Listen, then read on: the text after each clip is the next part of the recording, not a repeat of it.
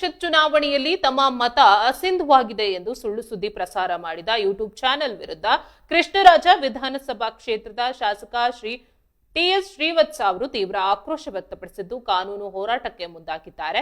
ಇತ್ತೀಚೆಗೆ ನಡೆದ ವಿಧಾನ ಪರಿಷತ್ ಚುನಾವಣೆಯ ಮತದಾನದ ಕುರಿತು ಯೂಟ್ಯೂಬ್ ಚಾನೆಲ್ ಒಂದು ತಮ್ಮ ವಿರುದ್ಧ ಆಧಾರರಹಿತ ಮತ್ತು ಸತ್ಯಕ್ಕೆ ದೂರವಾದ ಸುದ್ದಿಗಳನ್ನು ಪ್ರಸಾರ ಮಾಡಿದೆ ಎಂದು ಶಾಸಕರು ಸ್ಪಷ್ಟಪಡಿಸಿದ್ದಾರೆ. ನನ್ನ ಮತ ಅಸಿಂಧುವಾಗಿದೆ ಎಂದು ಪ್ರಸಾರ ಮಾಡಿರುವುದು ಸಂಪೂರ್ಣ ದೋಷಪೂರಿತ ಮತ್ತು ಸುಳ್ಳು.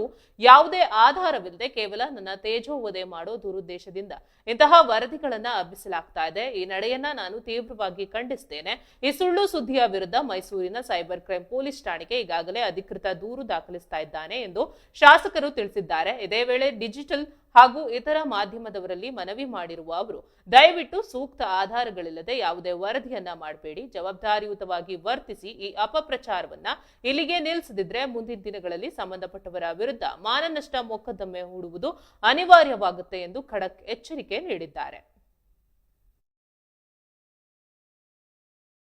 ವಿಧಾನ ಪರಿಷತ್ತಿನ ಚುನಾವಣೆಯ ನಂತರ ಅಸಿಂಧು ಮತ ಅಡ್ಡ ಮತದಾನದ ವಿಷಯ ಸಾಕಷ್ಟು ಚರ್ಚೆಗೆ ಬಂದಿದೆ.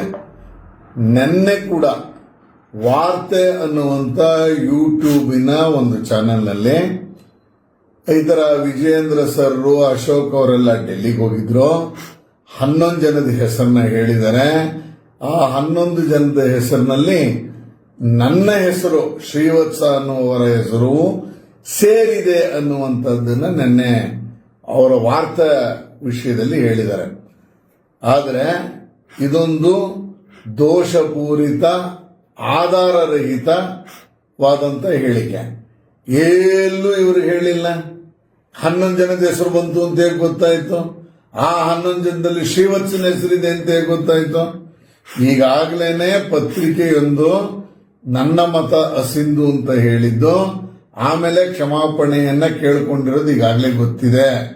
ದಯಮಾಡಿ ಚಾನೆಲ್ ಅವರಿಗೆ ಮನವಿ ಮಾಡ್ತೀನಿ, ನೀವು ಈ ರೀತಿಯ ಆಧಾರರಹಿತವಾದಂತ ವರದಿಯನ್ನ ದಯಮಾಡಿ ಮಾಡಬೇಡಿ, ನಿಲ್ಲಿಸಬೇಕು ಅಂತ ಮನವಿ ಮಾಡ್ತೀನಿ. ಇಲ್ಲ ಅಂದ್ರೆ ಕಾನೂನಿನ ಮೊರೆ ಅನಿವಾರ್ಯ. ನಾನೀಗಾಗಲೇ ಈ ಚಾನೆಲ್ಲಿನ ವಿರುದ್ಧ ಮೈಸೂರಿನ ಸೈಬರ್ ಕ್ರೈಮ್ಗೆ ಕಂಪ್ಲೇಂಟ್ ಅನ್ನ ದಾಖಲಿಸ್ತಾ ಇದ್ದೀನಿ. ಇದನ್ನ ಇಷ್ಟಕ್ಕೆ ಬಿಡಕ್ಕಾಗಲ್ಲ.